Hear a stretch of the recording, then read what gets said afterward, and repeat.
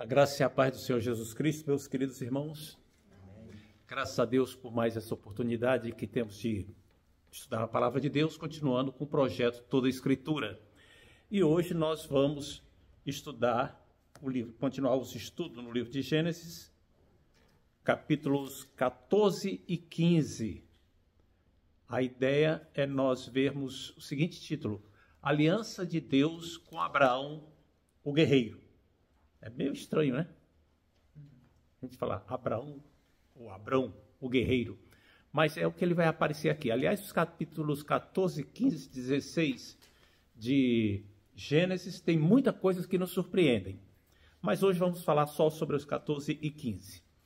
Então, o capítulo 14 começa enunciando a guerra de 4 reis contra 5 reis. Diz assim: sucedeu naquele tempo que Anrafel, rei de Sinar, Sinar é Babilônia, Arioque de Elazar, Kedorlaomer de Elão e Tidal, rei de Golim, fizeram guerra contra... Aí tem uma série de reis aqui, entre eles os reis de Sodoma e Gomorra. O que está acontecendo aqui? Esses reis eram reis de lugares muito distantes de Canaã. Eles eram reis no que hoje nós chamamos de Iraque, Irã, e lá na Mesopotâmia, lá no sul da Mesopotâmia. Eles vieram de muito longe. Por que é que esses reis vieram de tão longe, centenas e centenas de quilômetros, com suas tropas, para conquistar aquela regiãozinha ali naquele lugar? Possivelmente por 2 razões. Primeiro, para saquear. E segundo, para controlar a rota de acesso ao Egito. Lembre que o Egito tinha uma produção de agricultura imensa, principalmente de trigo. Todo o povo da antiguidade importava trigo do Egito. E aí, para pegar a rota, tinha que passar por Canaã. Não tinha outro lugar. Tinha que ir por Canaã. E ia por Canaã, subia, para poder chegar nos outros lugares. E quando subia, tinha que pagar imposto, pagar pedágio. Pedágio não é coisa nova, já existia naquela época. E isso rendia muito dinheiro. Isso foi enriquecendo os reis lá de Sodoma, Gomorra, Adamá, etc. Eles foram enriquecendo com isso daí. Então esses reis vieram de longe para pegar as riquezas desses lugares e ao mesmo tempo ficar controlando o pedágio ali. O texto bíblico diz que eles vieram, se apossaram do lugar, ganharam a batalha e controlaram aquilo ali durante 12 anos. No 13º ano, os reis que estavam sendo controlados, de Sodoma, Gomorra, se revoltaram. Aliás, existem pessoas que são muito adeptos de numerologia bíblica, de atribuir números, etc. É claro que na Bíblia os números às vezes têm significados, mas eles gostam de atribuir 13 ao número da rebelião, porque foi no 13º ano que eles se rebelaram. E aí se rebelaram, isso não tem fundamento, tá? É só uma astrologia deles. Se rebelaram. Muito bem, quando eles se revoltaram, a notícia foi lá para aquelas terras distantes, e eles começaram, os reis que tinham dominado o pessoal lá do sul, se juntaram e no 14º ano eles desceram do norte para o sul para atacar Sodoma, Gomorra e essas cidades. Só que eles não vieram pelo caminho normal, pelo caminho do mar. A Bíblia mostra que eles vieram pelo lado leste do Jordão. O lado oeste é aquele que fica entre o Jordão e o mar Mediterrâneo. O lado leste é aquele que fica do lado de lá do Jordão, além do Jordão. As terras lá onde ficavam os amonitas, depois os moabitas, etc. Eles vieram por lá para não chamar a atenção dos reis que estavam aqui agora na espreita. Vieram pelo sul, deram a volta e atacaram e derrotaram completamente aqueles 5 reis. Eles saíram fugindo e os soldados, alguns deles caíram nos poços de betume, de piche que haviam, e os reis que conseguiram escapar fugiram para as montanhas. Eles foram então em Sodoma e Gomorra, os reis vitoriosos, os invasores, E pegaram os tesouros e agora eles pegaram os moradores e levaram como escravos, que era uma prática extremamente comum. Pegar os povos derrotados e levar como escravos, homens, mulheres, crianças, etc.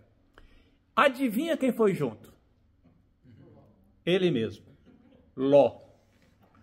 O homem que se deixou guiar pelo momento em que estava vendo, por aquilo que lhe atraiu no momento. E aí perdeu tudo e ainda foi levado como escravo. E esses reis, então, agora voltaram pelo itinerário normal, ali entre o chamado Caminho do Mar, provavelmente. E aí a notícia chegou a Abrão. Nessa época, o nome de Abraão ainda era Abrão. A notícia chegou a ele. E ele começou, então, a reunir gente para poder ir salvar o seu sobrinho. Veja, então, aqui no versículo 13 a 16. Diz assim: porém veio um que escapara e contou a Abrão, o hebreu, que habitava junto aos cavaleiros de Manre, o amorreu, irmão de Escol e de Aner, os quais eram aliados de Abraão. Ouvindo Abrão que seu sobrinho estava preso, fez sair 318 homens mais capazes, nascidos em sua casa, e os perseguiu até Dan. Então Abrão agora tomou uma providência interessante. É aqui a primeira vez que Abrão aparece no meio dessa confusão aqui. Ele não precisava ter se envolvido nisso. Não precisava. Ele, com 318 homens, enfrentar o exército de 4 reis que tinham sido vitoriosos numa guerra, isso não fazia muito sentido. Mas Abrão não era guiado só pelo que faz muito sentido. Ele era guiado por aquilo que ele achava que era o certo para fazer. Nem sempre ele fez isso, mas no aqui ele fez. Então, é minha família, é carne da minha carne, é osso dos meus ossos, eu vou atrás. E aí, aqueles camaradas saíram de volta para sua terra, levando os escravos, e, portanto, estavam indo numa marcha mais lenta, subindo. E Abraão agora, com seus 318 homens, que aqui tem escrito que, aliás, antes de chegar nos 318 homens, tem uma coisa interessante. Veja no versículo 13, Abraão é chamado de o hebreu. É a primeira vez que aparece esse nome na Bíblia, o hebreu. Por que ele é chamado de o hebreu aqui? O nome Éber, hebreu, vem de Éber. O nome Éber já tinha aparecido lá no capítulo 10, como sendo um antepassado de Abraão. Ele aqui é chamado o hebreu. Se você for olhar as raízes dessa palavra, raiz no hebraico, essa palavra ela possui o significado de passar, atravessar. O hebreu era aquele que atravessou, aquele que passou. Passou o quê? O rio Eufrates. Aqueles que vieram lá de longe, atravessaram o rio e chegaram aqui em Canaã. Era uma forma de dizer Abrão, o imigrante. Era como se dissesse assim, Abrão, o que atravessou o Rio Grande. Já ouviram essa expressão? Porque era o que Abrão era. Ele era um imigrante que tinha atravessado o rio e estava em Canaã agora.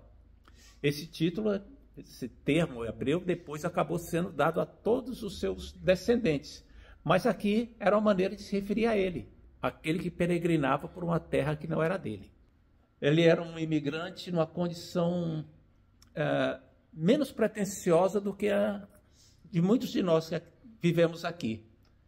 Porque muitos de nós que vivemos aqui trabalhamos para poder comprar alguma coisa, comprar uma casa e montar uma empresa e se desenvolvendo, queremos propiciar aos filhos uma vida melhor e alguma coisa assim.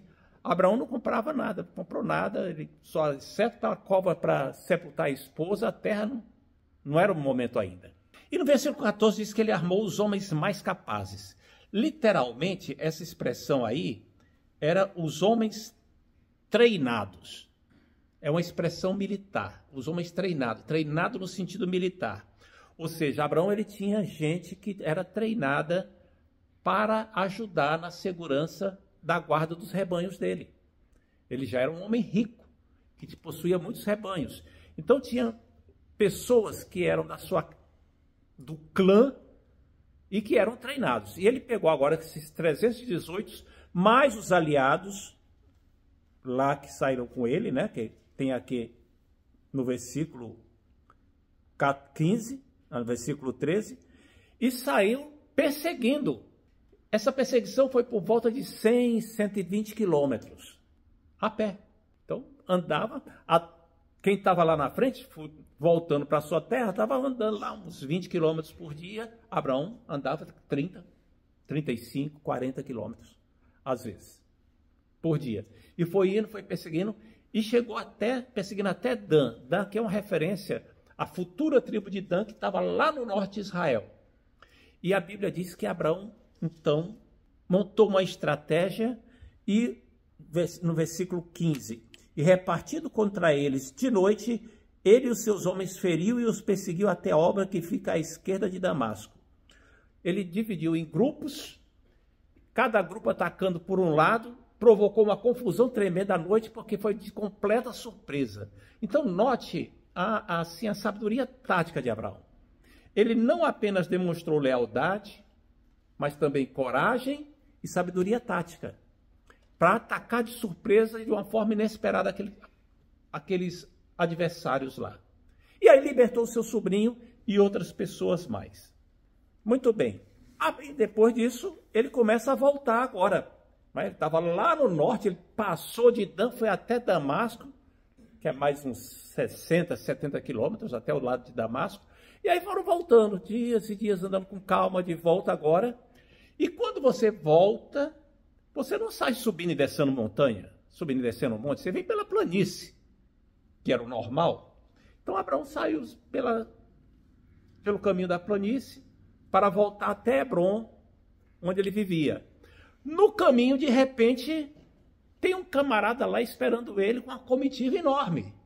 Veja o que diz aqui no versículo 18. Vamos ler até o 24. Abençoou ele a Abrão e disse: bendito seja Abrão pelo Deus Altíssimo, que possui os céus e a terra. E bendito seja o Deus Altíssimo que entregou os teus adversários nas tuas mãos. Então, do nada apareceu aqui Melquisedeque, que era rei de Salém. O que é Salém? Salém é Jerusalém. A cidade de Jerusalém, que fica a 800 metros de altura. Lá em cima da serra. Longe do caminho. O que Melquisedeque está fazendo aqui embaixo? De alguma maneira, esse homem, que é chamado aqui de sacerdote de Elion, o Deus Altíssimo, percebeu que aquele guerreiro que estava vindo de lá era alguém tremendamente abençoado por Deus, a quem ele, Melquisedeque, queria abençoar pessoalmente. Do nada, a gente não sabe de onde esse homem apareceu aqui. E era um homem, rei de Salém, sacerdote, rei e sacerdote. Não tem o nome dos pais dele, não tem ninguém, mas desceu da montanha. Era como se, por exemplo, houvesse uma montanha de 700, 800, 1000 metros lá em Framingham, e a pessoa descesse de lá e viesse aqui para Medford para abençoar Abrão. Numa época que não havia carro, não havia celular, não havia nada. Por alguma percepção, alguma coisa, esse homem desceu e veio abençoar Abrão. E ele é chamado de sacerdote do Deus Altíssimo. E diz assim: bendito seja Abrão, ele está abençoando Abrão, bendito seja, pelo Deus Altíssimo, quer dizer, o Senhor te abençoe. O Deus Altíssimo que possui os céus e a terra. Ele não identifica Deus apenas como o Criador dos céus e da terra, mas como possuidor. Aquele que controla, os céus e a terra são dele. Então, ele era um sacerdote cananeu, a gente não sabe como ele tinha essa consciência de Deus, mas a consciência de Deus dele era muito grande, muito maior do que apenas o Criador. E aí depois ele louva a Deus e diz assim: bendito seja o Deus Altíssimo que entregou os teus adversários nas tuas mãos. Quer dizer, a vitória não foi graças à tua expertise militar, ao teu esforço, foi a bênção de Deus. Então vamos louvar a Deus agora por essa bênção que veio sobre você. E aí, continua o versículo dizendo assim: e de tudo lhe deu o dízimo, Abrão o dízimo. De tudo o quê? De tudo aquilo que tinha sido trazido de volta na campanha. De tudo aquilo que aqueles reis tinham saqueado e levado com eles, Abraão trouxe tudo de volta e disse: eu não vou ficar com nada para mim, mas eu quero pagar o dízimo disso daqui a esse sacerdote que me abençoou.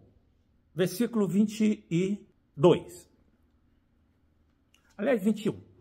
Disse então o rei de Sodoma a Abrão: dá-me as pessoas e os bens ficarão contigo. Mas Abrão lhe respondeu: levanto minha mão ao Senhor, o Deus Altíssimo. Opa! Note que Abrão agora está se referindo ao Senhor pelo mesmo nome que Melquisedeque se referiu.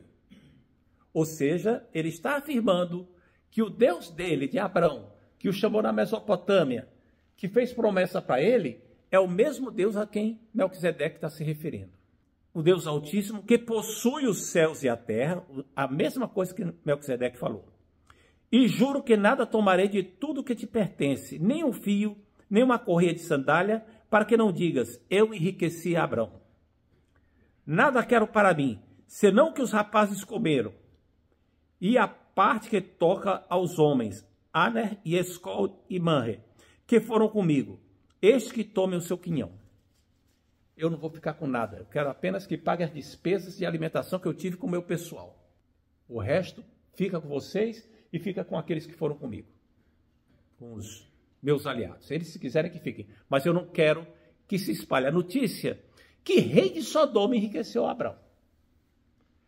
Abrão está demonstrando que ele não achava certo ele se aproveitar da bênção de Deus para enriquecer. Principalmente levando em conta que isso era fruto de batalha, de guerra. Ele não queria que se espalhasse a notícia que ele era como que um saqueador que estava invadindo os lugares e saqueando os lugares para poder se dar bem.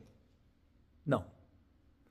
A expectativa dele era na bênção de Deus. Ele não queria esse tipo de coisa. Não queria macular o nome dele sendo abençoado por um rei que tinha a fama de ser grande pecador diante de Deus. Porque nós já vimos que a fama de Sodoma e Gomorra já tinham se espalhado. E aí, ele não aceitou nada disso. Muito bem. Agora aqui é interessante a gente notar algumas coisas. Primeiro, essa relação de Abrão com Melquisedeque. O que é que a gente pode pensar um pouco mais sobre isso? O que é que está acontecendo aqui?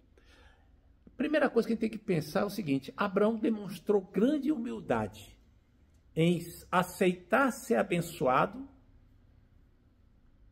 imposição das mãos, o que seja, por Melquisedeque. Ele, Abraão, mas eu fui chamado por Deus? Deus já apareceu em visão para mim? Não. Aquele homem lá é sacerdote de Deus Altíssimo. Abraão teve uma percepção espiritual da autoridade espiritual de Melquisedeque. E não só aceitou ser abençoado por Melquisedeque, mas ainda deu o dízimo de tudo. E a gente olhando isso aqui, a gente pode olhar isso aqui sobre 3 níveis diferentes de profundidade, ou 3 aspectos diferentes. O primeiro aspecto mais superficial, mais óbvio, mais nítido assim, que é o que está acontecendo aqui, que vem um guerreiro que foi vitorioso, vai passando lá, aí vem um rei local e traz comida para ele, pão e vinho, etc., para fazer um bom relacionamento com ele. Já seria um gesto de cortesia muito grande, mas esse é o nível mais superficial, mais simples, não é? Uma coisa que mais óbvia de entender. É claro que se aquele homem lá fosse um adorador de Baal, a coisa seria diferente. Abraão também não ia aceitar, mas ele era um sacerdote do Deus Altíssimo, não era de Baal. O segundo nível é o nível do significado dos nomes. A palavra Melquisedeque, que era rei de Salém, que é Jerusalém, rei de Salém, Salém é paz, então ele é rei de paz. Mas Melquisedeque, a interpretação dessa palavra é rei de justiça. O rei de justiça, como inclusive é recordado lá em Hebreus capítulo 7.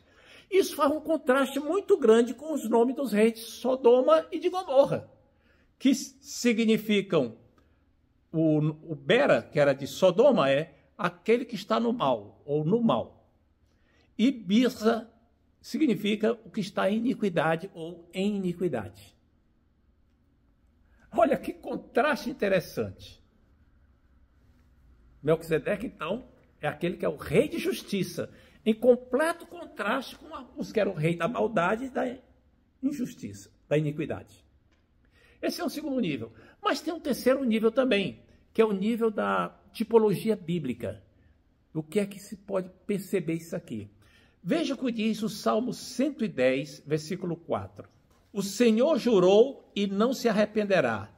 Tu és sacerdote para sempre, segundo a ordem de Melquisedeque. Ué, quem é essa pessoa aqui? Aqui é um salmo davídico, e é um salmo no estilo de Davi, que é buscando homenagear o futuro rei, descendente de Davi, em quem repousavam as esperanças de Israel. Esse futuro rei é chamado de sacerdote eterno, sacerdote para sempre, segundo a ordem de Melquisedeque. Note que quando esse salmo foi composto, o sacerdócio em Israel era segundo a ordem de Arão. Arão é que era o patriarca dos sacerdotes, da tribo de Levi. O sacerdote era levítico. Mas aqui está dizendo que o futuro rei seria um sacerdote, não durante algum tempo, mas para sempre, segundo a ordem de Melquisedeque. Isso era o que se esperava desse futuro rei. E aí, baseado nisso daí, é que o autor aos Hebreus, no capítulo 7, ele mostra que Jesus Cristo é superior também a isso daí. Por quê? Porque o sacerdote, segundo a ordem de Melquisedeque, que está referido no Salmo 104, é o próprio Senhor Jesus Cristo. O sacerdote, segundo a ordem de Arão, do sacerdócio levítico, tinha que oferecer sacrifício por si mesmo. Se sabia quem era, se sabia quem era o pai, a mãe, tinha toda uma genealogia. Melquisedeque não. Ele aparece aqui sem depender de genealogia. É claro que ele tinha pai e mãe, mas ele não dependia disso daí para ser sacerdote. Assim também Jesus Cristo não dependeu da sua genealogia para ser sacerdote. Além disso, o sacerdote da ordem levítica tinha que oferecer sacrifício por si mesmo. Jesus Cristo não tinha que oferecer sacrifício por si mesmo. Ele ofereceu sacrifício pelos outros. E, finalmente, o sacerdócio de Arão, ele tinha que ser repetido, oferecer sacrifício todos os anos, todos os dias, todas as semanas. Aliás, hoje é que é celebrado o Yom Kippur. É o dia da expiação que é celebrado no calendário judaico. Hoje, Israel é o dia mais sagrado de todos os dias, que é o dia da expiação ou o dia do perdão. O sacerdócio de Arão, todos os anos tinha que fazer isso daí. Mas o sacerdócio, segundo a ordem de Melquisedeque, foi uma vez para sempre. Jesus Cristo não precisou repetir o seu sacrifício. Por isso é que nós não aceitamos, por exemplo, a ideia da missa. Por quê? Porque a missa é a repetição do sacrifício de Cristo. Quando o sacerdote faz aquela cerimônia lá, ele diz que está novamente oferecendo o sacrifício de Cristo. Mas a Bíblia diz que foi uma vez para sempre, que ele se entregou. Então, por isso tudo, então, Melquisedeque é um personagem totalmente importante, misterioso, não sabemos muito sobre ele, mas a gente fica admirado. Como é que esse homem recebeu uma revelação dessa? Como é que Abraão percebeu que ele era autoridade espiritual? Por que ele é chamado de sacerdote para sempre no Salmo 104, 110? Tudo isso é pela inspiração do Espírito Santo. Tudo isso é Deus dirigindo o que está acontecendo. São questões misteriosas da história da salvação que vão se desenrolando a partir do livro de Gênesis. E tem uma outra coisa que é interessante a gente perceber acerca do Melquisedeque. Todo mundo vai sair daqui hoje, doutor em Melquisedeque, né? O que é interessante? É o que é chamado pelo Dom Richardson de fator Melquisedeque. O fator Melquisedeque. O que é o fator Melquisedeque, que como acabou sendo conhecido?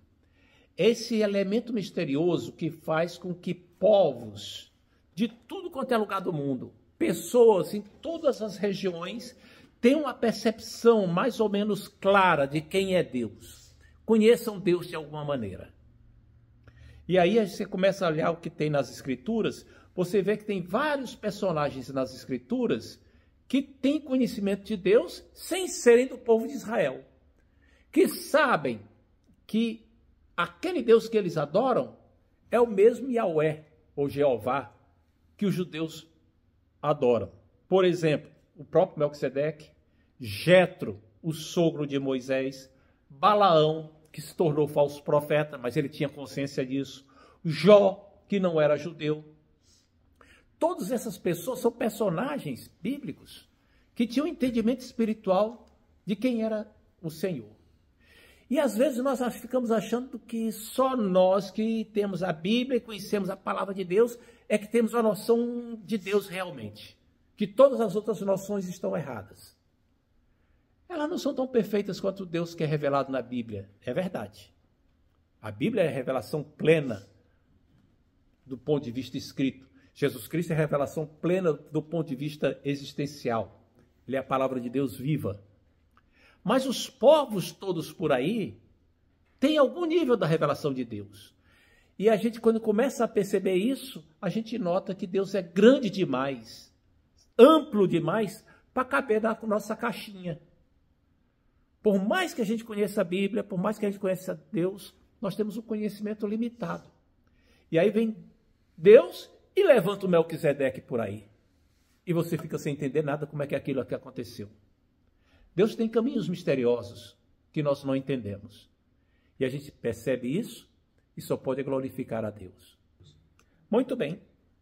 Já vimos então que Abraão rejeitou os presentes do rei de Sodoma. Vamos para o capítulo 15. Versículos 1 a 4, nós temos a promessa e a aliança entre o Senhor e Abraão. Diz assim no capítulo 15, versículos de 1 a 4.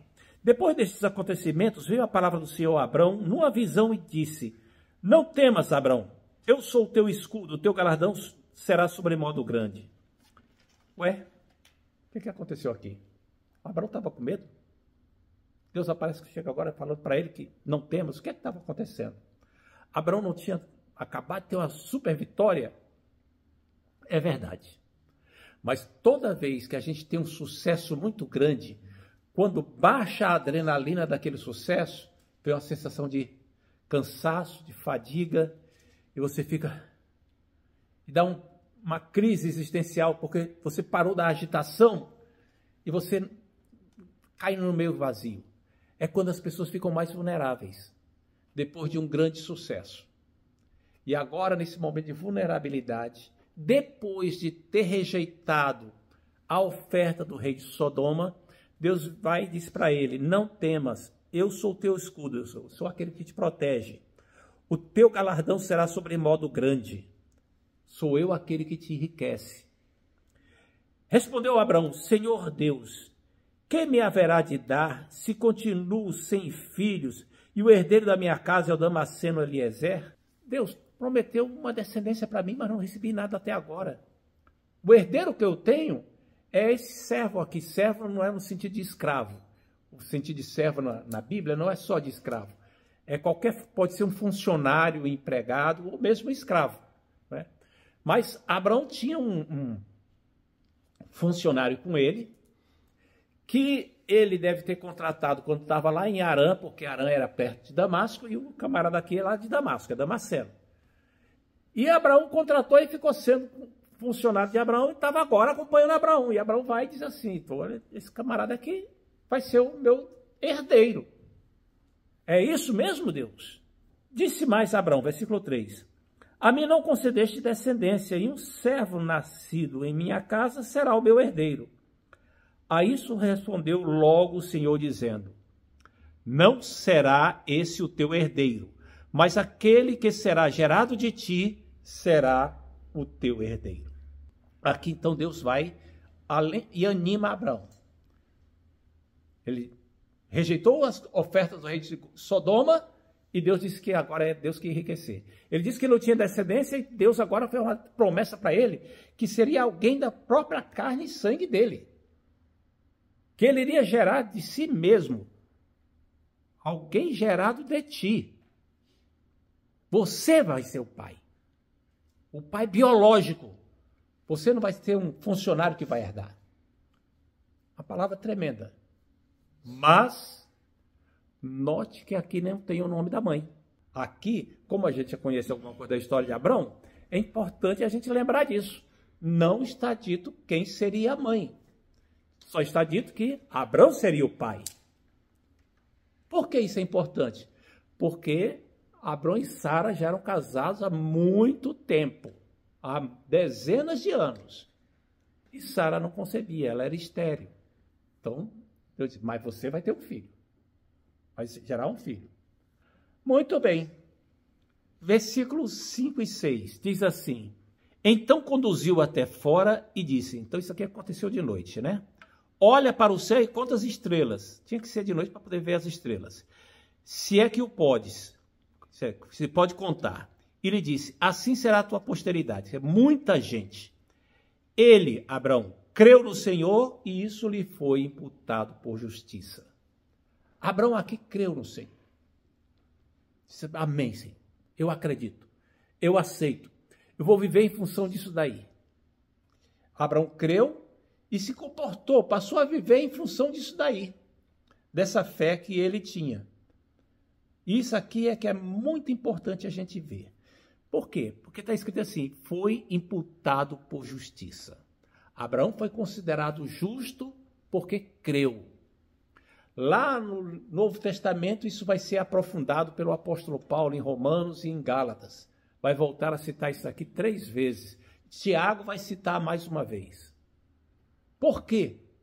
Porque vai ficar claro que Abrão não foi justificado porque oferecia sacrifícios e oferta nos altares que edificava. Foi pela fé, porque ele creu. A justificação é sempre pela lei, é sempre pela fé, não é pela lei. Isso aqui aconteceu, aliás, antes disso mesmo, no capítulo 17, daqui a 2 capítulos, nós vamos ver que Deus institui a circuncisão. E depois disso daí, muita gente passou a achar que para poder ser justificado diante de Deus tinha que ser circuncidado. Só que Abraão foi circuncidado antes da foi justificado antes da circuncisão. E é porque creu, não foi porque foi circuncidado. Ele foi justificado antes de haver a lei. Então ele não foi justificado pela lei, foi pela fé. A fé é que é a base da nossa justificação. O que é a fé? A fé é você acreditar de tal maneira em alguma coisa que vive de acordo com aquilo que você crê. E Abraão creu. A fé não é um assentimento intelectual apenas.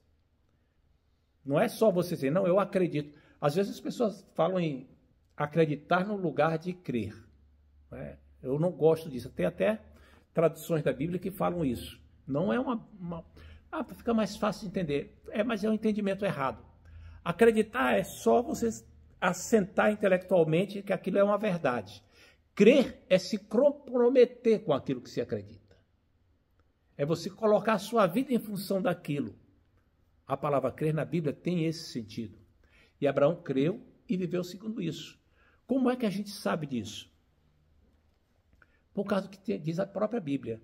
Veja só, Tiago, no capítulo 2, versículo 22 e 23, Tiago diz assim, você pode ver como a fé operava juntamente com as obras. Quer dizer, a fé não existe independente das obras. As duas têm que estar juntas. Com efeito, foi pelas obras que a fé se consumou. Ou seja, foi por meio das obras que a fé teve efeito. Você não é salvo pelas obras, não é pelo que você faz, mas pelo que você confia. Mas se você confia, você faz. Uma coisa não existe independente da outra. Ninguém que está num incêndio e o bombeiro chega lá com uma escada e diz assim, desça por aí. Mas a escada é segura? É. Você acredita que ela é segura? Acredita. Então desça. Não, eu acredito, mas não desço. vai morrer queimado. Vai morrer queimado. Porque a fé, no sentido prático, ela tem que ser acompanhada de uma atitude. Você tem que fazer alguma coisa. E é isso que Tiago está dizendo. E diz assim, continua Tiago dizendo, e se cumpriu a escritura, a qual diz, ora, Abraão creu em Deus, e isso lhe foi imputado por justiça. O que Abraão fez? Ele peregrinou na terra santa. O que Deus queria que Abraão fizesse para demonstrar que tinha crido? Além de peregrinar na terra lá. O próprio Deus diz, no capítulo 18, versículo 19, Deus diz assim, porque eu escolhi Abraão para que ordene seus filhos e a sua casa depois dele, quer dizer, que instrua, coloque em ordem, a fim de que guardem os caminhos do Senhor e pratiquem a justiça e o juízo, para que o Senhor faça vir sobre Abraão o que tem falado a seu respeito. Quer dizer, eu escolhi Abraão para que ele faça com que a sua descendência seja temente a mim. Ande nos meus caminhos, pratique a justiça, e aí eu farei vir sobre Abraão as bênçãos que eu prometi a ele. Então a fé é acompanhada de obras. Mas a gente não pode colocar o carro na frente dos bois. Não pode colocar as obras na frente da fé. Senão vira ritual. Vira uma porção de regras para as pessoas irem seguindo na esperança de que sejam abençoados porque estão seguindo aquelas regras. Não funciona. Isso não funciona. Quando chega no versículo 8, a gente fica maravilhado com o que está no versículo 6 e 7, mas veja o que está no versículo 8. Vou ler o 7 e 8. Disse-lhe mais, eu sou o Senhor que te tirei de Ur dos Caldeus para dar-te por herança esta terra, a terra que você está peregrinando. Aí o pai da fé, o homem que creu, diz assim, Senhor Deus, como saberei que eu hei de possuí-la? Ué, o cara não tinha acabado de crer? Isso não tinha sido imputado a ele por justiça? E agora ele acaba de crer, faz um elogio tremendo para ele, ele diz, Senhor, mas como é que eu vou saber que o Senhor está falando a verdade? Como é que eu vou acreditar nisso? O que aconteceu aqui? Está acontecendo aqui uma coisa maravilhosa. Abraão era ser humano. E Deus não esconde isso de ninguém. A Bíblia não esconde isso. A Bíblia não cria ídolos. Abraão era um homem que nem nós, era pessoa humana, ser de carne e osso. E ele disse assim, eu creio, Senhor, eu vou fazer tudinho, mas eu queria um sinal tangível, eu queria alguma coisa que o Senhor fizesse, assim, mostrasse, que é para eu poder me sentir mais seguro. Isso acontece com você? Acontece, né? Acontece com cada um de nós. Cada um de nós passa por esses momentos. Nós temos variações de intensidade de fé. E Abraão aqui, ele cria, mas ele precisava de alguma coisa. Bem, se fosse crente de alguns lugares que eu conheço, teria levado um arroxo tremendo do pastor. Como é que você é tão incrédulo? Querendo que Deus apresente um sinal para você e tal. Deus não fez isso. Deus conhece a nossa estrutura e sabe que nós somos pó. E o que é que Deus fez? Veja aqui, a partir dos versículos 9 até 18. Eu vou ler devagarzinho. Primeiro vou ler o 9 e o 10. Disse assim, respondeu-lhe o Senhor, toma-me uma novilha e uma cabra e um cordeiro, cada qual de 3 anos, e uma rola e um pombinho. E ele, tomando todos esses animais, partiu-os pelo meio e pôs em ordem as metades, uma defronte das outras, e não partiu as aves. Ele pegou agora, Deus mandou pegar aqueles animais, e Abraão prontamente obedeceu. Foi lá e fez uma coisa, na minha terra chama marmota. Uma marmota terrível, que coisa estranha isso aí. Pegou os animais, partiu em 2 metades, botou a metade do lado aqui e a metade do outro aqui. Outra metade aqui, outra metade, uma na frente do outro. Para que isso aí? O que era isso? Isso daqui, Deus está mandando preparar para a cerimônia da celebração de uma aliança. Um tratado formal. Um pacto. E era assim que os grandes tratados eram feitos. Pegavam os animais, partiam, colocavam ali, um na frente do outro, e as pessoas que estavam celebrando a aliança andavam entre os animais fazendo juramentos. palavras de imprecação, maldito eu seja se aconteceu não cumprir o tratado, e andava ali, querendo dizer o seguinte: se eu não cumprir o que eu estou acertando aqui nessa aliança, que eu seja feito que nem esses animais. Era esse o sentido daquilo ali. E Deus manda preparar isso aí. Mas Deus precisa disso? Não, claro que não. Mas essa era a maneira como Abrão conhecia a celebração de alianças.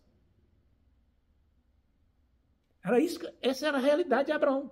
Deus está falando com Abrão no linguajar que ele conhece, dentro da realidade dele. Deus está respeitando as limitações de Abrão. E aí manda fazer aquilo ali. E Abrão faz isso. No versículo 12 diz assim: ao pôr do sol caiu profundo sono sobre Abrão, e grande pavor e cerradas trevas o acometeram. Grande pavor. Deus está chegando. A presença de Deus inspira reverência. A presença de Deus inspira temor. Muita gente gosta de brincar na presença de Deus, até na casa de Deus. É que não tem consciência e não recebe bênçãos. Não é abençoado, porque não tem reverência. E às vezes até atrai para si a mão de Deus, pesando contra ele, por falta de reverência. Então, versículo 13 e 14. Então lhe foi dito: sabe com certeza, e Abrão está lá, né, apavorado, aquelas coisas lá, o que estão acontecendo ali. Um sono terrível sobre ele, ele apavorado, olhando para aquilo ali, um ambiente pesado. E você acha que a presença de Deus é sempre maravilhosa, é sempre de tudo bonito? Não. Quando a grandeza de Deus é contrastada com a fragilidade humana, com a pecaminosidade humana, a coisa fica complicada. Versículo 13. Então lhe foi dito: sabe com certeza que a tua posteridade será peregrina em terra alheia, aqueles descendentes que Deus prometeu, e será reduzida à escravidão, e será afligida por 400 anos. A profecia aqui do cativeiro no Egito. Mas eu julgarei a gente que tem que se sujeitar, quer dizer, Deus vai julgar os egípcios. E depois sairão com grandes riquezas. Isso aqui foi o que se cumpriu quando aconteceu o êxodo, que saíram do Egito com grandes riquezas. Versículo 15. E tu irás para teus pais em paz e será sepultado em ditosa velhice. Ou seja, Abraão morreria idoso e em paz, mas sem ver o cumprimento das promessas. Abraão, não é para o teu tempo, é para o futuro. Mas você vai morrer em paz, você vai morrer idoso, você vai ser respeitado, honrado. Mas a promessa ainda vai demorar muito tempo, não é para os seus dias. Versículo 16. Na quarta geração tornarão para aqui, tá? Quer dizer, sai do Egito e vão para lá. Porque não se encheu ainda a medida da iniquidade dos amorreus. E Deus faz uma revelação terrível aqui. Ele tolera a iniquidade até certo ponto, depois chega o juízo. Isso aconteceu com os dias de Noé, veio o dilúvio. Isso aconteceu em Sodoma e Gomorra. Veio fogo e enxofre sobre aquela cidade e elas desapareceram. Isso viria também a acontecer com os amorreus. A medida da iniquidade deles está crescendo, está subindo. Chegar o momento que vai transbordar e aí vai chegar Josué lá para, por mandato do Senhor, executar o juízo do Senhor contra os amorreus. A ocupação da Terra Santa não foi uma coisa arbitrária. É porque a iniquidade ali foi crescendo, crescendo tanto que ultrapassou o limite da tolerância de Deus. E de vez em quando você vê nas civilizações que aconteceram de lá para cá também acontecer a mesma coisa. Civilizações prosperando, de repente descambam. Hoje eu e Ana Paula assistimos um documentário falando sobre Caracalla, um imperador romano, de uma iniquidade tremenda. Iniquidade tremenda. O que aconteceu com ele? Foi assassinado enquanto estava na privada por um soldado. E quem mais? E o Império Romano caiu. Demorou mais um pouco, o Império Romano caiu. E por aí vai, a história é assim, Deus tolera a iniquidade até certo ponto. Depois chega o momento do juízo. Chega no versículo 17, 18, Deus agora formaliza a aliança que ele se referiu. Diz assim: sucedeu que, posto o sol, não tinha se posto já o sol antes? Versículo 12, ao pôr do sol, e aqui de novo, sucedeu que, posto o sol. Tem outro mistério aqui. O que é que está acontecendo aqui? Isso foram 2 dias, foi mais de um dia, aconteceu tudo num dia só. Isso não é erro das Escrituras. Houve alguma coisa misteriosa que aconteceu ali. O tempo, de alguma maneira, ficou alterado. As condições cósmicas ficaram alteradas ali no momento que Deus chegou. E posto o sol, houve densas trevas, e eis um fogareiro fumegante e uma tocha de fogo que passou entre aqueles pedaços. Agora aqueles pedaços estavam lá. Abraão, apavorado, parado, e agora aparece um fogareiro com uma tocha de fogo passando entre os pedaços. O que é isso? Lembram que isso era a forma de celebrar a aliança? Que os celebrantes passavam entre os animais? É uma maneira de Deus dizer assim: eu estou passando aqui entre esses animais para celebrar a aliança. Abraão ficou parado. Abraão não passou. Por que não? Porque Abraão não tinha nada para oferecer para Deus na aliança. Deus não pediu nada para Abraão. Foi uma aliança unilateral, de graça, pela graça de Deus. Deus não exigiu nada de Abraão, a não ser aquilo que ele já tinha feito antes. É um compromisso que Deus assume. E ele diz assim, no versículo 18: naquele mesmo dia fez o Senhor aliança com Abraão, dizendo: a tua descendência darei a essa terra, desde o rio do Egito até o grande rio Eufrates. Deus celebrou a aliança agora, formalizou, em termos que Abraão poderia entender. É claro que Deus não poderia ser atingido por uma maldição da aliança. As pessoas falavam maldição contra si. Que aconteça comigo, que está acontecendo aqui, que eu seja partido. Aliás, chega lá no capítulo 32 de Jeremias, Deus lembra essa cerimônia, que diz assim: vocês que celebraram comigo uma aliança daquele tipo que parte o animal em 2 metades, e vai acontecer com vocês. Vocês vão ser repartidos daquele jeito, vão sofrer daquele jeito. E aí vem Nabucodonosor e levou todo mundo. Mas Deus não podia fazer isso. Não pode se fazer isso com Deus. Ele é infinito, ele é eterno, não tem corpo. Mas essa era a maneira de Deus compreender. Ele não tinha corpo para passar, mas ele passou ali aquele fogareiro com uma tocha de fogo lá. E a presença de Deus muitas vezes é representada por fogo. Então Deus disse assim: hoje eu estou fazendo essa aliança contigo. Já prometi uma descendência e agora eu vou te prometer esta terra. Que terra? Esta terra em que você está. Aí tem a descrição aqui. Desde o rio do Egito, esse rio do Egito não é o rio Nilo, tá? É um rio que tem perto da fronteira do Sinai com a terra de Canaã. Versículo 19. O Queneu, Quenezeu, Cadmoeu, uma opção de eus aí. Jebuseu, Cananeu, etc. Essa terra toda. Nunca até hoje Israel ocupou toda essa terra. Toda essa extensão nunca foi ocupada. Nem mesmo no reinado de Davi e Salomão, que foi a maior extensão territorial que eles tiveram, isso foi tudo ocupado ainda por Israel. Isso vai acontecer quando o rei davídico, que é rei e sacerdote segundo a ordem de Melquisedeque, for o rei, o descendente de Abraão, o perfeito Israel, então isso aqui serão as medidas da terra prometida. Muito bem. Antes de terminar, eu quero apenas trazer algumas aplicações para a nossa vida espiritual, para a vida de cada um de nós. Primeiro é a questão da confiança em Deus diante das batalhas da vida. Abraão foi envolvido por uma guerra que ele não procurou, não tinha nada a ver com ele, e ele foi batalhar lá. E às vezes nós somos envolvidos por batalhas na vida que não foram coisas que nós procuramos e somos arrastados para aquilo lá, para situações assim. E aí a gente tem que aprender com Abraão aqui, que a confiança de Deus nos faz ter vitória nas batalhas da vida. Deus nos assiste nas batalhas da vida. Abraão venceu reis poderosos, Mas não foi pela força dele. Melquisedeque disse bem claramente que a vitória de Abraão tinha vindo da parte do Senhor.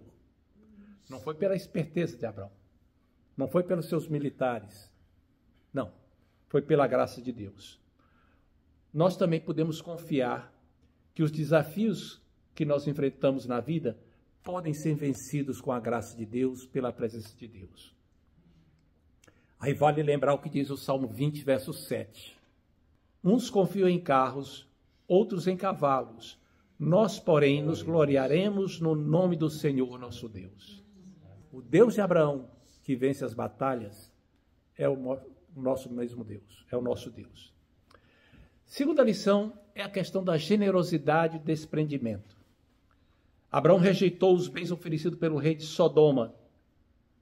E aí ele demonstrou confiança na provisão de Deus. Não quero riqueza da iniquidade. Eu quero aquilo que vem do Senhor. Eu quero aquilo que é justo, que é correto.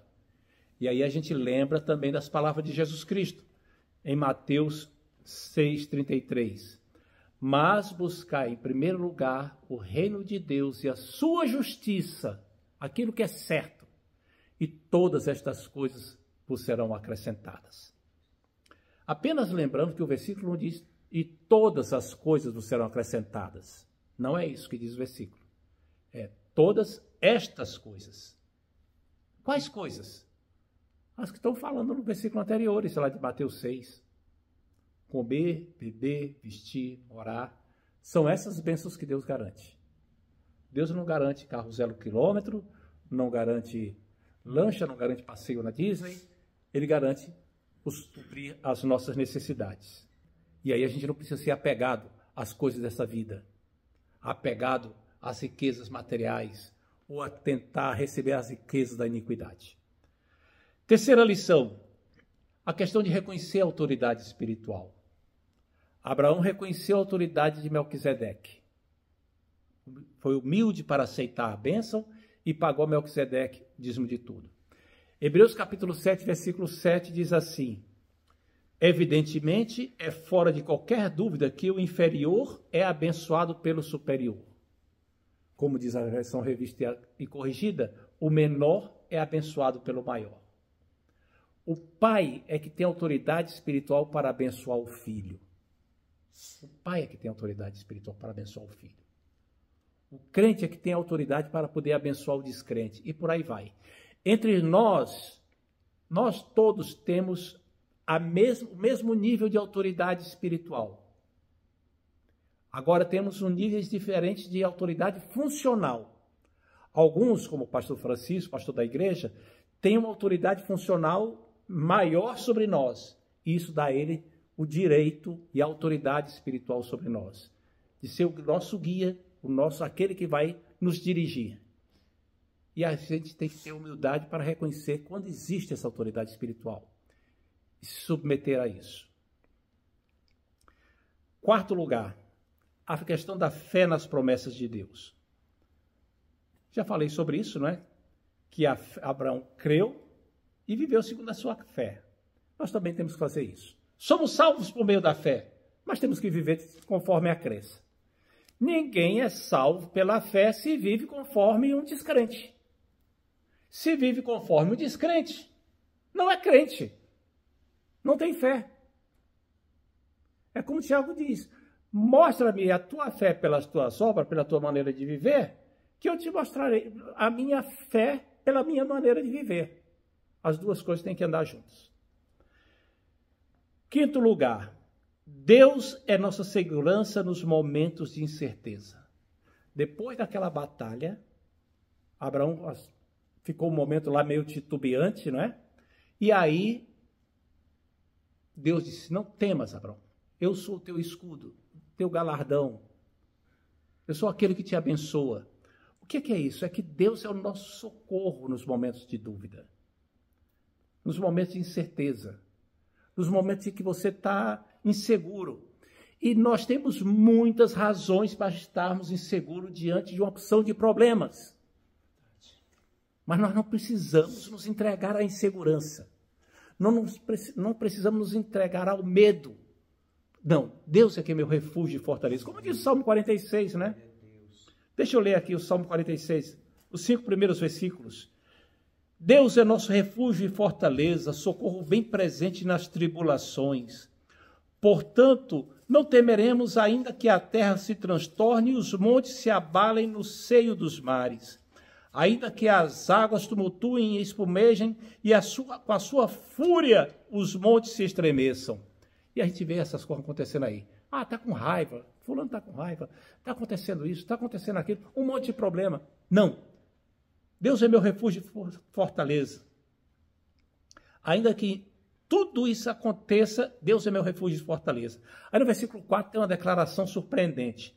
Há um rio cujas correntes alegram a cidade de Deus, o santuário das moradas do Altíssimo. Deus está no meio dela, jamais será abalada. Deus a ajudará desde antemanhã. Ué, cidade de Deus, santuário das moradas do Altíssimo?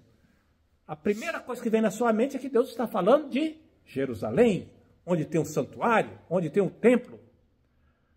Só que diz aqui que há um rio no meio dela. E Jerusalém não tem rio. Jerusalém está no alto da montanha. Não corre rio por lá. Que cidade é essa? Aleluia. Essa cidade é o seu coração. Glória a Deus. Essa cidade é o seu e o meu coração. Não temeremos. Deus está aqui no meio desta cidade santa, alegrando. Não será abalada.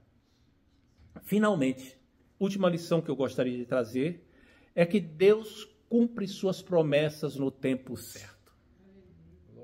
Há um tempo para cumprir as promessas de Deus. Abraão primeiro pensava que a descendência seria rápida, não foi. Ele provavelmente pensava que a terra seria conquistada, que ele iria receber o pedaço dele logo. Não. Vai demorar séculos para que a tua descendência receba. Há o tempo para o cumprimento das promessas de Deus. E nós devemos aprender a confiar como fez Abraão. Confiar que no tempo certo se cumprirá. Porque aconteceu com Abraão, aconteceu com Isaac, com Jacó, com Davi, com todos o povo de Deus, com Jesus Cristo, acontecerá também conosco. Por isso é que o autor do livro aos Hebreus diz lá no capítulo 10, versículo 35 a 38. E eu quero terminar lendo esses versículos. Não abandoneis, portanto, a vossa confiança. Ela tem grande galardão. Com efeito, tendes necessidade de perseverança, para que, havendo feito a vontade de Deus, alcanceis as promessas. Porque, ainda dentro de pouco tempo, aquele que há de vir, virá e não tardará. Todavia, o meu justo viverá pela fé. Que o Senhor Deus abençoe nossos corações, para que sejamos fortalecidos e tenhamos perseverança e a fé que Abraão nos ensinou. Amém. Deus abençoe.